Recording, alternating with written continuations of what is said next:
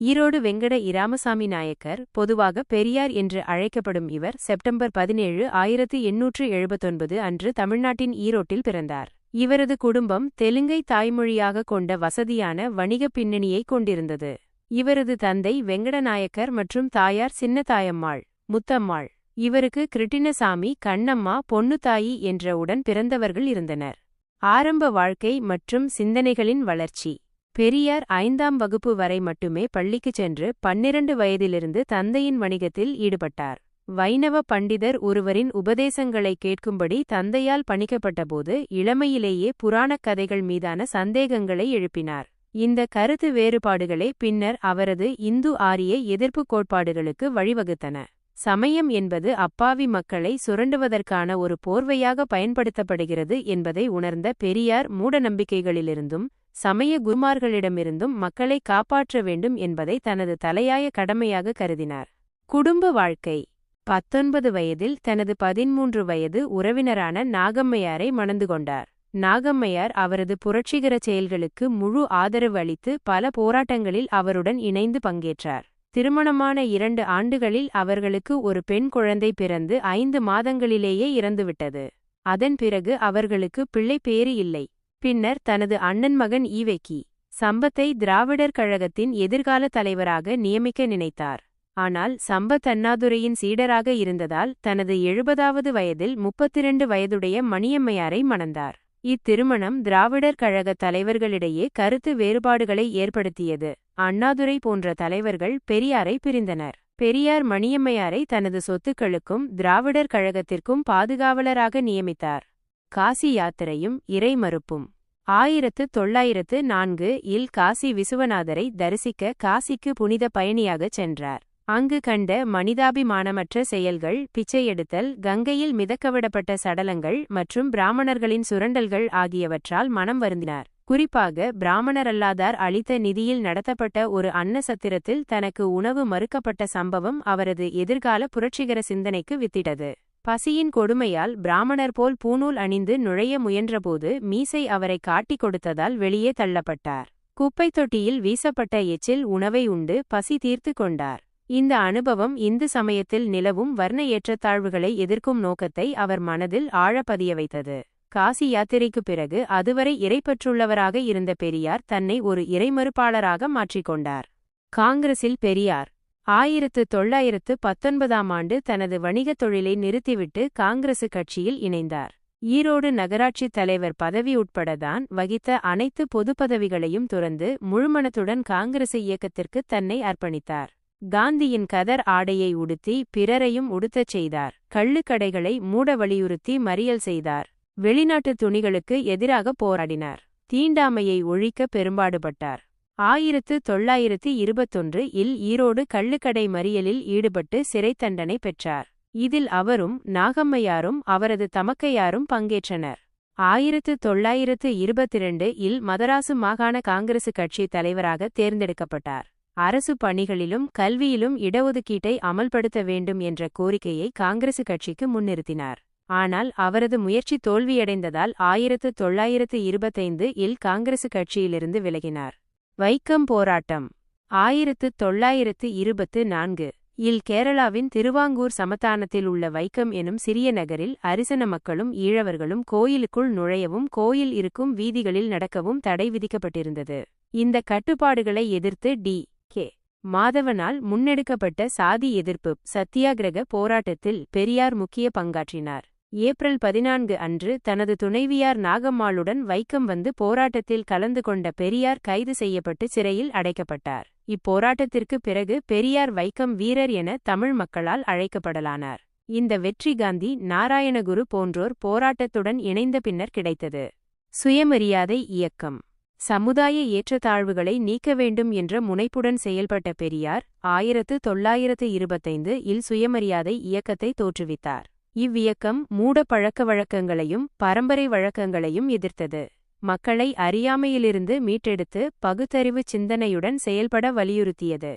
சுயமரியாதை இயக்கத்தின் முக்கிய கொள்கைகள். பிராமண புரோகிதரில்லா சமயச்சடங்கில்லா திருமணங்கள்.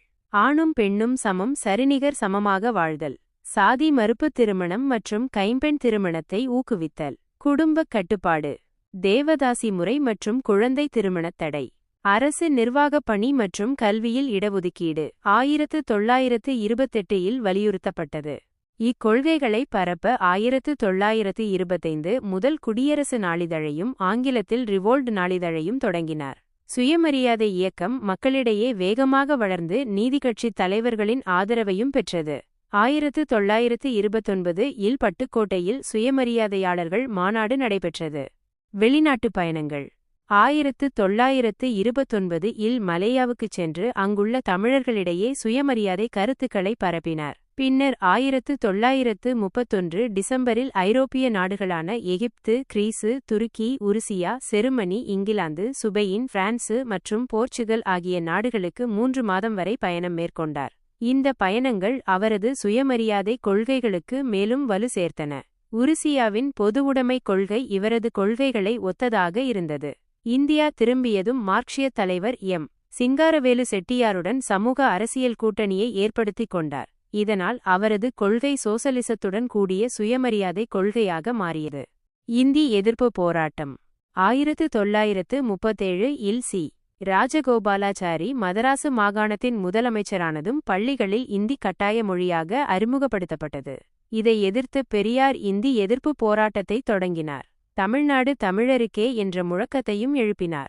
இந்தி திணிப்பு ஆரியர்கள் திராவிடர்களின் பண்பாடுகளை சிதைக்கும் தந்திரச் செயல் என்றும் தமிழர்களை 2ஆம் தர குடிமக்களாக்கிவிடும் என்றும் பெரியார் வலியுறுத்தினார். இந்த போராட்டங்கள் 1948, 1952 மற்றும் 1965 ஆண்டுகளிலும் தொடர்ந்தன. நீதிக்கட்சியும் திராவிடர் கழகமும் 1916 இல் பிராமணர்களுக்கு எதிராகவும் அவர்களின் ஆதிக்கத்திற்கு எதிராகவும் தென்னிந்திய நல உரிமை சங்கம் தொடங்கப்பட்டது. இதுவே பின்னர் நீதிக்கட்சி என பெயர் மாற்றம் பெற்றது. 1937க்கு பிறகு இந்தி எதிர்ப்பு போராட்டத்தால் திராவிட இயக்கத்திற்கு மாணவர்களின் ஆதரவு கிடைத்தது. 1939 இல் சிறையிலிருந்து விடுதலையான பெரியார் நீதிக்கட்சி தலைவர் பொறுப்பை ஏற்று கட்சியை வளர்ச்சிப் பாதைக்கு கொண்டு சென்றார். 1944 இல் நீதிக்கட்சி பேரணியில் பெரியார் நீதிக்கட்சிக்கு திராவிடர் கழகம் என பெயர் மாற்றினார். இதற்கு சிலர் எதிர்ப்பு தெரிவித்தாலும் திராவிடர் கழகத்தின் கொள்கைகள் நகர மக்களிடமும் மாணவர்களிடமும் கிராமத்தினரிடமும் வேகமாக பரவின. பார்ப்பன புரோகிதர்களின் அடையாளங்களான இந்தி மற்றும் சமயச்சடங்குகள் தமிழ் பண்பாட்டுக்கு விரோதமானவை என அடையாளம் காணப்பட்டன. திராவிடர் கழகம் 1949 முதல் மூடநம்பிக்கை எதிர்ப்பாளர்களாகவும் சமூக சீர்திருத்தவாதிகளாகவும் செயல்பட்டது. தீண்டாமை ஒழிப்பு, பெண்கள் உரிமை, பெண் கல்வி, விருப்பத் திருமணம், கைம்பெண் திருமணம், ஆதரவற்றோர் மற்றும் கருணை இல்லங்களுக்கு முக்கியத்துவம் அளித்தது. திராவிட முன்னேற்றக் கழகத்தின் தோற்றம் 1949 இல் பெரியாரின் தலைமை தளபதியான காஞ்சிவரம் நடராசன் அண்ணாதுரை பெரியாரிடம் நிலவிய இருவேறு கருத்துக்களால் பிரிந்து செப்டம்பர் 17, 1949 அன்று திராவிட முன்னேற்றக் கழகத்தை திமுக சென்னையில் தொடங்கினார். பெரியார் திராவிட நாடு அல்லது தனித்தமிழ்நாடு கோரிக்கையை முன்வைத்த நிலையில் அண்ணாதுரை தில்லி அரசுடன் இணக்கமாக இருந்து மாநில சுயாட்சியை பெறுவதில் ஆர்வம் காட்டினார். மேலும் திமுக தேர்தலில் போட்டியிட விரும்பியது. பெரியார் சமூக மறுமலர்ச்சி, மூடநம்பிக்கை ஒழிப்பு, கடவுள் மறுப்பு போன்ற தனது இலட்சியங்களை அரசியல் காரணங்களுக்காக விட்டுக் கொடுக்க விரும்பவில்லை. பெரியார் தன்னைவிட 40 வயது இளையவரான மணியம்மையாரை மறுமணம் புரிந்ததை ஒரு காரணமாக காட்டி அண்ணாதுரை தலைமையில் பலர் கட்சியிலிருந்து விலகினர். அண்ணாதுரையின் திமுக கட்சியை பெரியார் கண்ணீர்த்துளி கட்சி என்று வர்ணித்தார். பின்னர் அண்ணாதுரை மறைவுக்குப் பின் பெரியாரின் ஆசியுடன் மு. கருணாநிதி திமுக தலைவராக பொறுப்பேற்றார். இறுதிக்காலமும் மறைவும் 1957 தேர்தலில் பெரியார் காங்கிரசுக்கு முழு ஆதரவு அளித்தார். 1956 இல் சென்னை மெரினாவில் இந்து கடவுளான இராமரின் உருவப்பட எரிப்பு போராட்டத்தை நடத்தியதற்காக கைது செய்யப்பட்டார். 1958 இல் பெங்களூரில் நடைபெற்ற அனைத்திந்திய அலுவலக மொழி மாநாட்டில் ஆங்கிலத்தை இந்திக்கு மாற்றான அலுவலக மொழியாக வலியுறுத்தினார். 1962 இல் கி. வீரமணியை திராவிடர் கழகத்தின் புதிய பொதுச் செயலாளராக நியமித்தார். 1970 ஜூன் 27 அன்று யுனெஸ்கோ மன்றம் பெரியாரை புத்துலக தொலைநோக்காளர், தென்கிழக்காசியாவின் சாக்ரடீஸ், சமூக சீர்திருத்த இயக்கத்தின் தந்தை, அறியாமை, மூடநம்பிக்கை, அர்த்தமற்ற சம்பிரதாயங்கள், மட்டமான பழக்கவழக்கங்கள் ஆகியவற்றின் கடும் எதிரி என்று பாராட்டிச் சான்றிதழ் வழங்கியது. பெரியார் தனது கடைசி கூட்டத்தில் சென்னை தியாகராய நகரில் டிசம்பர் 19, 1973 அன்று சமுதாயத்தில் சாதி முறையையும் இழிநிலையையும் ஒழித்துக்கட்ட திராவிடர்கள் அனைவரும் ஒன்றிணைந்து பாடுபட வேண்டும் என்று முழக்கமிட்டு முடித்தார். அதுவே அவரது கடைசி பேச்சு. குடலிறக்க நோயால் அவதியுற்ற பெரியார் வேலூர் சி. மருத்துவமனையில் அனுமதிக்கப்பட்டு சிகிச்சை பலனின்றி டிசம்பர் 24, 1973 அன்று தனது 94ஆம் வயதில் காலமானார்.